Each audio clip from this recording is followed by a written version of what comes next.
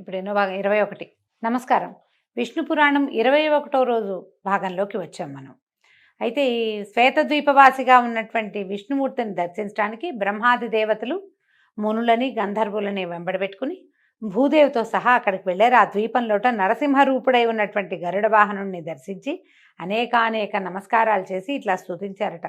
చంద్రశేఖర సంస్థుత నమస్తే చంద్రార్కులోచన చంద్రశైలధర పీతాంబర కమలాక్ష కమలామనోహర కమలవాస కమలనాభ ధరణీధర గరుడవాహన దశకంఠ సంహార దశతత్వబోధక మదనజనక కరుణతో మమ్మల్ని కాపాడు, కటాక్షించు. ఇదిగో భూదేవి దుర్మదాంధులైనటువంటి రాక్షసుల బరువుని మోయలేక వంగి కుంగి బాధపడుతోంది. ఆ బరువును పోగొట్టి ఈ దేవికి సుఖస్థితిని కలిగించు అని పరిపరి విధాలుగా విన్నవించగా విష్ణువు బ్రహ్మను ఆదరంగా మన్నించి భూదేవిని ఓదార్చి, నువ్వు చింతించకు, నీకు కలిగిన బాధని నేను పోగొడతాను అని అభయరూపంగా ఓరడించారట.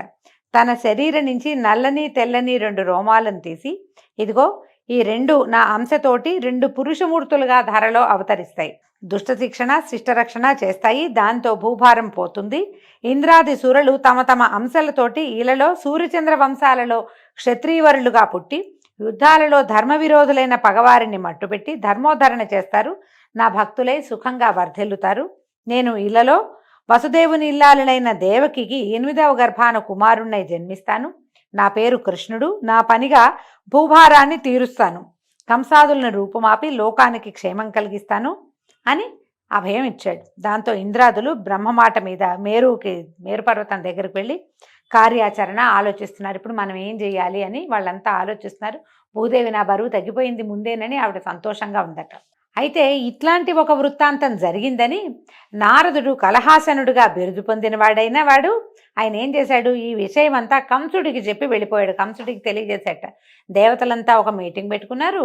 వాళ్ళంతా ఇట్లా ఆలోచిస్తున్నారు. విష్ణుమూర్తి భూమి మీద పుట్టబోతున్నాడు. ఆ పుట్టబోయేవాడు ఎక్కడో పుట్టడు, ఈ దేవికి మీ చెల్లెలకే పుట్టబోతున్నాడని ఈ వివరం అంతా చక్కగా తూచా తప్పకుండా అన్నీ అందించాడు. అందించేసరికల్లా ఈ వెంటనే కంసుడు చింతకి చితికి మతిపోయిన వాడిలాగా ప్రవర్తిస్తూ ఈ దేవకి వసుదేవుల్ని అంతకుముందు ఇంట్లో ఉంచాడు. ఇప్పుడు తీసుకెళ్లి కారాగారంలో పడేశాడు. ఇలా ఉండగా హిరణ్యకశిపుని కుమారులు 6 విష్ణుమాయ వల్ల వరుసగా దేవికి కన్న కొడుకులయ్యారు. మునుపు తన మాటగా తన అన్న ప్రకారమే వసుదేవుడు ఏం చేశాడు, వాళ్ళని ఒక్కొక్క పిల్లవాడు పుట్టినవాడిని పుట్టినట్టుగా తీసుకుపోయి కంసుడికి అందించేసరికల్లా ఆ దుర్మార్గుడు వాళ్ళని అట్లాగే సంహరించేశాడు. దేవకీదేవి 7వ గర్భం ధరించగా లోకమంతా ఆనందమయమైపోయింది. భూదేవికి వింత వికాసము విలాసము కలిగేయట. 14 లోకాలు తమ తాలూకు విష్ణుభక్తిని ప్రకటించేసాయట. ఆ సమయంలో విష్ణువు దేవతలు వినేటట్టుగా యోగమాయతోటి ఇట్లా చెప్పాడట. భూభారం పోగొట్టడానికి ప్రయత్నం చేస్తున్నాము. నా తామస గుణ ప్రవృత్తితోటి ఇలపై పుట్టడానికి దేవకీ గర్భాన చేరి ఒకడు పెరుగుతున్నాడు. ఆ చిన్న పాపణ్ణి నువ్వు తీసుకుపోయి రేపల్లిలో నందుని సంరక్షణలో ఉన్నటువంటి వసుదేవుని జ్యేష్ఠపత్ని అయిన రోహిణీ గర్భాన చేర్చు. ఈ పని నరమానవుడికి తెలియకూడదు. కంసునికి భయపడి ఒదిగి ఉన్న దేవకి కడుపు దిగజారిపోయిందని అందరూ అనుకుంటారు. ఒక గర్భం నుంచి ఆకర్షించి ఇంకొక గర్భానికి చేర్చటం వల్ల ఆ శిశువుకి సంకర్షణుడనే పేరు గలవాడుగా జన్మిస్తాడు.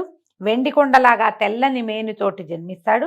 ఈ విధంగా పెరిగి పెద్దవాడై భద్రంగా బలాతిశయంతో భాసిస్తూ బలభద్రుడిగా ప్రసిద్ధుడవుతాడు అని చెప్పాడు. చెప్పాక ఇంకా చెప్తున్నాడు, వర్షాకాలంలో శుక్లపక్షాన అష్టమి నాడు అర్ధరాత్రిలో దేవి పుత్రుడిగా జన్మిస్తాను. ఆ సమయంలో నువ్వు యశోద గర్భాన స్త్రీ శిశువుగా జన్మించు. నా శక్తి ప్రేరేపణ వల్ల వసుదేవుడు నన్ను అక్కడికి తీసుకొస్తాడు. రేపల్లెకి నన్ను యశోదాదేవి పక్కన ఉంచి నిన్ను తీసుకొచ్చి దేవికి అందిస్తాడు. ఆ తర్వాత ద్వారపాలకులని ఏడుపు విని వడివడిగా వెళ్ళి కంసుడికి చెప్పగా ఆ మూర్ఖుడు వస్తాడు, నిన్ను రాతి పలకపై పడేస్తాడు. వెంటనే నువ్వు పైకెగిరి అష్టభుజ శక్తిమూర్తివై ఇంద్రాది సురల జయజయధ్వానాలతో ఒప్పుతూ క్రమంగా శుంభాది దానవులను సంహరించే ఘనకార్యం చేసి ముల్లోకాలకు క్షేమం కరివవుతావు.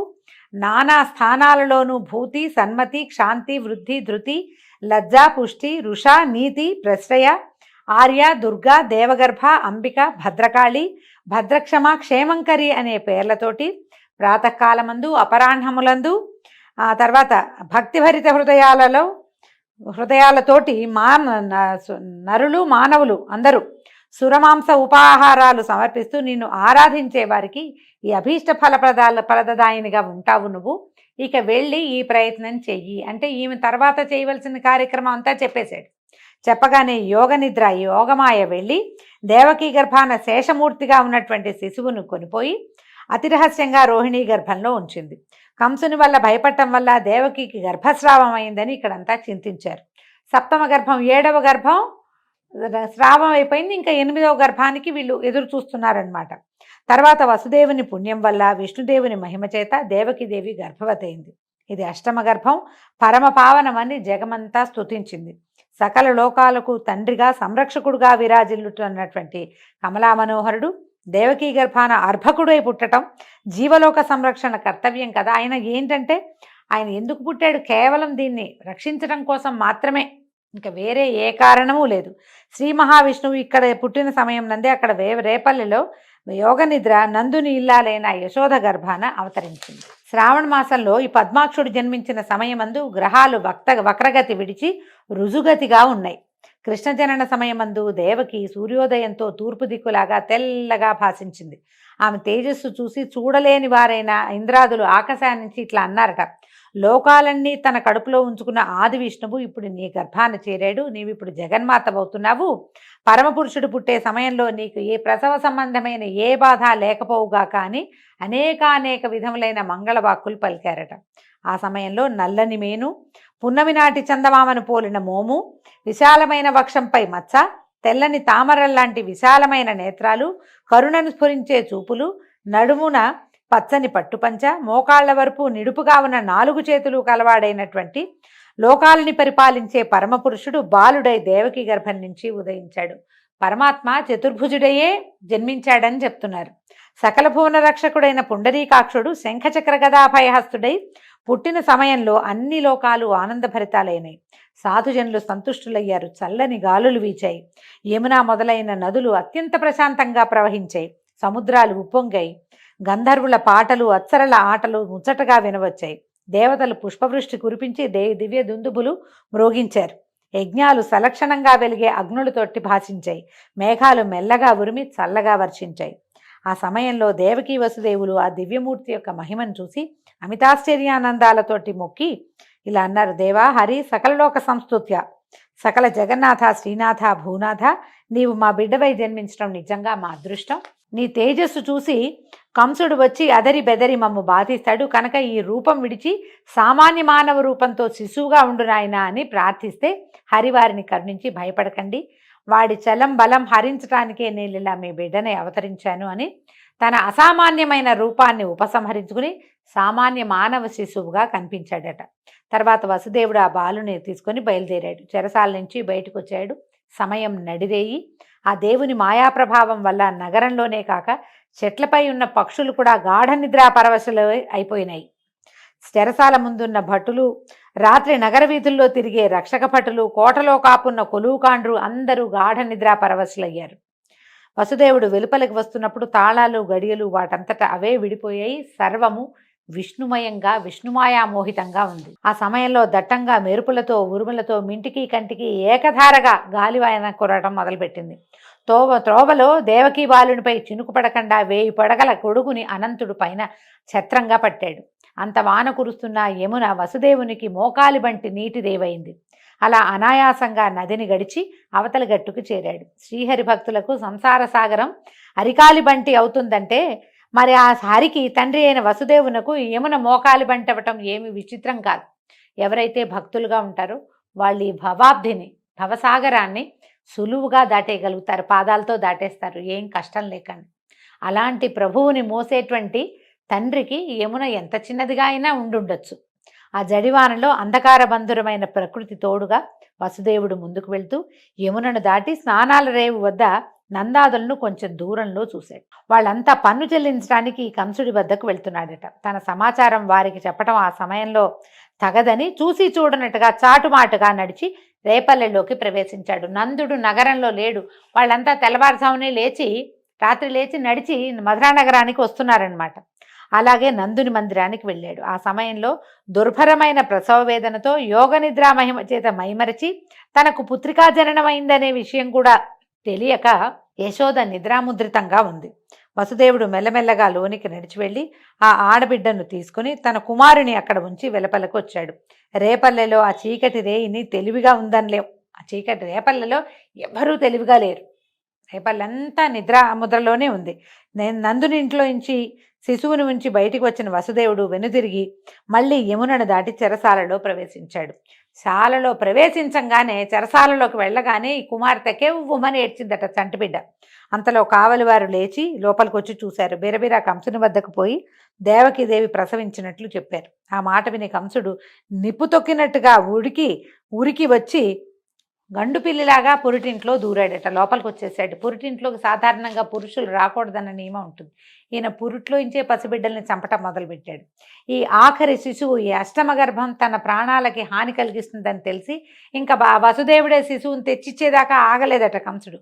లోపలికి పరిగెత్తుకుంటూ వచ్చేసాడు. వస్తే ఆమె చూడగానే దేవకీదేవి వేడి నిట్టూర్పులు పొడుస్తూ కలతపడిన మనసుతో వణుకుతూ కన్నీళ్ళు ఒత్తుకుంటూ, అన్నా, నీ చెల్లెల్ని ఆడబిడ్డతో ఆనందము మొగకూనలతో ముచ్చటా పొందలేని దౌర్భాగ్యురాలనయ్యాను. నా ముద్దుల కుమారులని 6 నిర్దాక్షిణ్యంగా దిగమింగావు. ఈ ఆడబిడ్డ 8వది మగ శిశువు కాదు. ఆ 8వ గర్భాన శిశువు మగవాడు నిన్ను సంహరిస్తాడని విన్నావు, కానీ ఇది ఆడపిల్ల అయింది. ఇంత చిచ్చు పెట్టావు కడుపులో, దీన్ని ఆర్పు, ఇప్పుడైనా ఈ బిడ్డను చూసుకుని నన్ను బతకనివ్వు అని ఎంతో చింతిస్తూ ఉంటే ఆ బాలింతరాలి మాటని చెవిన పెట్టకుండా మూర్ఖుడు ఏం చేశాడు, ఆ పురిటి పసిపాపని దేవకి చేతుల్లోంచి బలిమిగా లాక్కున్నాడు. బలంగా లాగేసేట. లాగి చట్రాతి మీద పడేసేటట. విసిరి నేలకేసి కొట్టాడట. కొట్టేసరికల్లా ఆ పాప చప్పున పైకెగిరి ఆకాశం మీద భయంకరాకారంతో నిలిచి భీకరాయుధాలు ధరించి 8 భుజాలు కలిగిన స్త్రీమూర్తిగా వికృతంగా నవ్వుతూ అదిలిస్తూ ఇట్లా అంది, ఏరా, నన్ను హింసించాలనుకుంటున్నావా? అది నీ వల్ల అయ్యే పనేనా మూర్ఖ? మునుపు ఆకాశవాణి పలికినట్లుగా నిన్ను తెగవేసే మహాత్ముడు, సకల సురరక్షకుడు, దుష్టశిక్షకుడు పుట్టి వేరొక చోట పెరుగుతున్నాడు అని వాడు చూస్తూ ఉండగానే దేవగణాల చేత గంధపుష్పోపహారాలతో పూజలంది అదృశ్యురాలైంది. కంసుడికి ఏమి తోచల. పౌరుషం సన్నగిలిపోయింది. తెలివి తప్పిపోయినట్టు అయిపోయింది. కాసేపటికి తెప్పరిల్లి వెనక్కి తిరిగి వెళ్ళి తనకిష్టులైనటువంటి పూనక, ధేనుకాసురుడు మొదలైన రాక్షసులందరినీ పిలిపించాడు. రాక్షసవరిలారా, నా బలపరాక్రమాలు మీకు తెలుసు. ఎదురులేకుండా రాజ్యాన్ని పరిపాలిస్తున్నాను. నన్ను చంపడానికి దేవతలు ఏదో కుట్రలు చేస్తున్నారని నాకు ఎప్పుడో తెలిసింది. అది విన్నాను నేను. కానీ నా పరాక్రమం వాళ్ళకి తెలీదా? వాళ్ళకి తెలుసు. ఇంద్రుడు పూర్వం నా మీదకి వచ్చి నా వల్ల వెన్ను విరిగేటట్టుగా దెబ్బలు తిని తిరిగి చూడకుండా పారిపోయాడు. ఎన్నిసార్లు నా జోలికి వచ్చాడు, కానీ ఇప్పుడు నన్ను చంపుతాడా? ఎట్లా చేస్తాడు? బ్రహ్మ విష్ణు మహేశ్వరాది సురనాయకులు కూడా నా ముందు ఎండుగడ్డుపోచలు. అలాంటిది నా లోకంలో, భూలోకంలో నాకు ఎదిరింప? ఒక్క జరాసంధుడు తప్ప మిగిలిన రాజులంతా కూడా నా ప్రతాపాగ్ని ముందు ఎండుటాకులే. ఇక ప్రస్తుతం ఏంటంటే, మా దేవకి కన్నా ఆడుబిడ్డ ఏం చెప్పింది? నన్ను చంపటానికి దేవుడట ఎక్కడో పెరుగుతున్నాడట. ఈ మాటే ఒకప్పుడు నారదుడి నోట కూడా విన్నాను. మీరు చేయవలసింది ఏంటంటే, ఈనాటి నుంచి భూమి మీద చిన్న బిడ్డల్ని నిర్దాక్షిణ్యంగా చంపేసేయండి, వెళ్ళండి అని పంపించాడు. వాళ్ళంతా సరేనని పలు రూపాలు ధరించి ధరణిపై సంచరిస్తూ పసిపాపల్ని తెగనరికి వాళ్ళ రక్తం తాగటం మొదలుపెట్టారు. రాక్షస బలం విజృంభించి ఉందన్నమాట. తర్వాత కంసుడు అంతఃపురానికి పోయి దేవకి వసుదేవులను రప్పించి కళ్ళబొల్లి మాటలతో వాళ్ళని మన్నించి, అయ్యో, చేయరాని దారుణం చేశాను, మీకు తీరని బాధ కలిగించాను, మీరెంతో అమాయకులు, నా వల్ల ఇట్లా పసిబిడ్డల్ని పోగొట్టుకోవాల్సి వచ్చింది, అంతా అయిందేదో అయిపోయింది, ఇంకేం విచారిస్తాము, విచారించి లాభం లేదు, నన్ను మన్నించండి, అంతా దైవం వల్లే ఈ మాయంతా జరుగుతోంది అని చెరసాల నుంచి వాళ్ళని ఇంటికి పంపించాడు. చెరసాలలోనే ఉన్నారని విష్ణు పురాణం చెప్పట్లేదండి, వాళ్ళని పంపించేశాడట. కానీ వాడి మనసు మాత్రం రగులుతూనే ఉంది. అయితే తర్వాత కొద్ది రోజులకి వసుదేవుడు ఒకనాడు రేపల్లెకి వెళ్ళాడు. నందుడు వసుదేవుడికి చిన్ననాటి మిత్రుడుగా కథల్లో చెప్పబడతాడు. నందుడు వసుదేవునికి ఆదరంగా ఆప్యాయంగా స్వాగతం పలిపి ఈ యశోద చేతుల్లో ఉన్నటువంటి కపట బాలకుడిని అందించాడట. వసుదేవుడు ఆ బాలుడిని ఎత్తుకుని ముద్దులాడి వచ్చి, వసుదేవుడు పిల్లవాడిని ఎత్తుకుని సంతోషంతో సంతానాన్ని ఎత్తుకున్న ఆనందంతో, నా అదృష్టవంతులు, ఇంత చక్కటి కొడుకు పుట్టాడు మీకు, ఈ పిల్లాడిని చూస్తే నాకే ఎంతో ముచ్చటగా ఉంది, మీ మాట వేరే చెప్పాలా? పిల్లవాడిని చూస్తే మీకు ఎంత మోహమో నాకంత రెండింతలు కలుగుతోంది. మీకు నాకు కూడా ఈ బాలుడు సమానుడే. ఇంకొక మాట చెప్తాను, రోహిణి కొడుకు మీ దగ్గరే పెరుగుతున్నాడు కాబట్టి వాడిని మీ కొడుకుగానే చూస్తూ పెంచండి, వీళ్ళిద్దరినీ అన్నదమ్ములుగా పెంచండి. ఇంకొక మాట ఏంటంటే, ఈ కంసుడు పసిపిల్లని చంపే దారుణ కార్యక్రమాన్ని తలపెట్టాడు. ఆ దుర్మార్గుడికి తెలియనట్టుగా మీరు ఇక్కడి నుంచి వెళ్ళిపోండి అని చెప్పాడు. వీళ్ళంతకుముందు మధురా నగరానికి దగ్గరలో ఉన్న రేపల్లెలో ఉండేవాళ్ళు. ఆ రేపల్లె నుంచి విలాసం మార్చండి, సంవత్సరాంతమందు కట్టవలసిన పన్నులు వాడిని కట్టిన తర్వాత కట్టేసావు కదా, పన్నులు కట్టేసావు కాబట్టి ఇంకా మధురకి దగ్గరగా ఉండటం ఎందుకు, అమాయకంగా అగ్ని దగ్గరికి, మోసగాడైన పరిపాలకుడి దగ్గరికి చేరితే అపాయం తప్పిస్తే మేలు కలగదు అని చెప్పేశారు కల్లా ఈ మాటలు చెప్పి వెళ్ళిపోయాడు. ఇక్కడి నుంచి మీరు విలాసం మార్చేయండి, మీ చిరునామా మార్చుకోండి, వేరే చోటకి షిఫ్ట్ అయిపోండి అన్నాడు. అనగానే వీళ్ళు కూడా ఆలోచించి ఏం చేశారు, పిల్లల్ని తీసుకుని పశువులకు తమకు ఆహారము నీరు ఉన్న చోటకి తరలి వెళ్ళిపోయారు, బృందావనానికి వెళ్ళారు. అలా ఉండగా నందుని ఇంట అల్లారు ముద్దుగా బాలకృష్ణుడు పెరుగుతూ ఉండటం తెలిసి ఈ కంసుడు పంపిన పూతన అనే రాకాసి అందగత్తగా రూపం మార్చుకుని నడిరేయిన నందునింట్లో ప్రవేశించింది. అంతా నిశ్శబ్దము. నిద్రలో ఉన్న బాలకృష్ణుని మెల్లిగా ఎత్తుకుని బుగ్గలు నిమిరి విషం పూసిన చనుబాలు తాగించింది. ఆ జగజ్జెట్టి యొక్క విషపు పాలతో పాటు దాని ప్రాణాలు కూడా, ఆ జగజ్జెట్టి అంటే పిల్లవాడు ఎలాంటి వాడు, ప్రపంచాన్ని ఆడించగలిగిన వాడు. అతను ఏం చేశాడు, ఈవిడ యొక్క పాలతో పాటు ప్రాణాలను కూడా పీల్చేసి అది ఓ ఓ అని కేకలు పెడుతూ మరణించిందట. కంసుడు పంపిన పూతన ఈ విధంగా బాలకృష్ణుడికి బలి అయిపోయింది. మొదటి బలి ఇదేనమాట. దాని అరుపు గోకులంలో ఎసరు పుట్టించింది.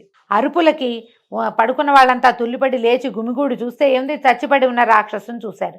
ఆ రాక్షసి తాలూకు రక్కసి గుండెల మీద ఆడుకుంటున్న బాలకృష్ణుడిని చూసి పిల్లవాడిని ఎత్తుకుని ఆవు తోకతో దిగదుడిచి గోమయంతో తిలకం పెట్టి నారాయణ కవచం చదువుకుని తమ ఇంట్లో ఒక ఉయ్యాలలో పడుకోబెట్టుకున్నారు. ఇంతవరకు ఇలాంటి ఉపద్రవం ఎప్పుడూ జరగలేదు, అసలు ఇలాంటి చూడలేదు. ఇంతటి శరీరం కలిగిన మహారాక్షసుని పేర్లు వింటమే కానీ కంటితో చూసింది ఎప్పుడూ లేదని చాలా ఆశ్చర్యపోయారట.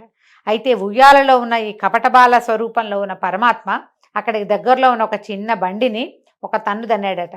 దాంట్లో యశోద భద్రపరిచి ఉన్న పాలు, పెరుగు, వెన్న, నెయ్యి, ఇంటికి కావలసిన పదార్థాలు ఉన్న పాత్రలన్నీ కింద పడిపోయినాయి. పడిపోయేసరికి చూసినటువంటి గొల్లల పిల్లలంతా వచ్చి ఈ గోపాలకుల పిల్లలు యశోదకి చెప్పేసరికల్లా వాటన్నిటిని జాగ్రత్తగా తీసి పాత్రల్లో వేసి దధి పుష్పాక్షతాల్లో ఆ బండిని పూజించి బాలకృష్ణుడిని చూసి అలిగిందట. అయితే గోపకాంతలంతా అన్నారట, అమ్మ యశోద, నీ పిల్లవాడు, చిన్న పిల్లవాడు నిన్న కొండంత రాక్షసుని చంపాడు, ఈ ఇంట్లో సామాన్ల బండిని విరగదన్నాడు, వీడి కాలు తగిలి విరిగిపోయింది, అది వీడు ఇలాగే పెద్దవాడైతే ఎందరి కొంపలకి నిప్పు పెడతాడోనమ్మా అని ఇలా హెచ్చరికగా ఎన్నో ముచ్చట్లు ఆడారట. పిల్లవాడు చేసే ప్రతి పని విచిత్రంగా విపరీతంగానే ఉండేది. తర్వాత వసుదేవుడు రోహిణి కుమారుడైన బలభద్రుడికి, దేవకీ నందనుడైన కృష్ణుడకు నామకరణం చేయాలని సంకల్పించి కులగురు అయినటువంటి గర్గాచార్యుణ్ణి ఆహ్వానించి విషయం చెప్పి గోకులానికి పంపించాడు. గర్గుడు నందుని మందిరానికి వెళ్ళాడు. తనంతట తాను చూడ్డానికి వచ్చినట్టుగా చెప్పాడు. యశోదానందులతోటి కాసేపు కబుర్లు చెప్పి తర్వాత ఎవ్వరికీ తెలియకుండా రోహిణీ నందనునకు రాముడని, దేవకీ కుమారునకు కృష్ణుడని నామకరణం చేసి వెళ్ళిపోయాడు. అయితే రామకృష్ణులు నలుపు తెలుపు శరీరాలతో శోభాయమాన మూర్తులై యశోదానందుల పెంపకంలో గారాభంగా పెరుగుతూ ఉన్నారు. బాలకృష్ణుడు క్రమంగా పాకటము, కూర్చోటము, తల్లి చేయి పెట్టుకుని తేలికగా అడుగులు వేయటము, ఎండిన ఆవుపేడ శరీరానికి పట్టించుకుని లేగలతో వీధుల్లో పరిగెత్తటము, ఆ దూడల తోకలు పట్టుకుని అవి పరిగెత్తకుండా నిలబెట్టటము, ఇలాంటి చేష్టలతోటి అన్నను కూడా కలుపుకొని చిల్లర మల్లరగా నడవటం మొదలుపెట్టాడు. అంతకంతకీ పెంకె చేష్టలు పెరిగాయి.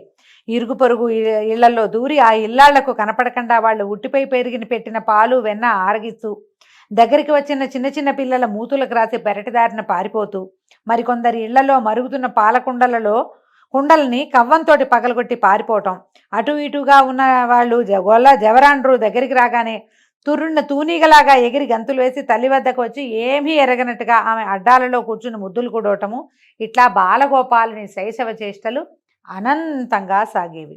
అయితే ఒకనాడు ఇలా కృష్ణుడు తనను చూసి ఇంట్లోంచి పారిపోయేసరికల్లా చూసినటువంటి ఒక వ్రజభామిని నలుగురితో ఆలోచించి వచ్చి యశోదాదేవిని, ఏమిటమ్మా ఇలాంటి కొడుకుని కన్నావు, మా ఇళ్లలో జ్వరపడుతున్నాడు, మీ ఇంట్లో వెన్న లేదా, మా ఇంట్లో ఉన్న వెన్న అంతా తినేయటము విరజిమ్మేయటం, ఇంత అల్లరా, ఇంత చిన్నపిల్లలు ఎవరైనా ఇంతంత అల్లరి చేస్తారా, మమ్మల్ని ఇంట్లో శాంతి లేకుండా చేస్తున్నాడు, అసలు ఎన్ని దుడుకు చేష్టలో, మీరేమో మా కులానికి పెద్దవాళ్ళు, అతని భార్యకి నీ కొడుక్కి నీకేం చెప్పగలం మేము, మీ అబ్బాయి మంచివాడు కాదండి అని ఈ అతని వేళ్ల ముద్రలు ఉన్నవన్నీ గిన్నెలు పట్టుకొచ్చారట. ఈ వెన్న పట్టుకునే చేతితోటి బిందెలు పట్టుకుంటే వాటి మీద చేతి ముద్ర పడుతుంది కదా, ఈవిడ ఏం చేసింది, ఆ ముద్రలు బిందెల మీద ఉన్నవి బుంగల మీద ఉన్నవి అన్నీ పోల్చి చూసి కేకలేసింది కుమారుణ్ణి.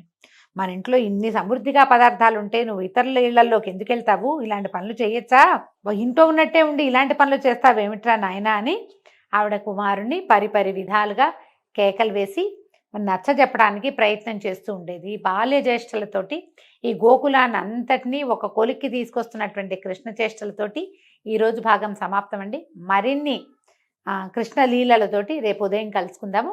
నమస్కారం.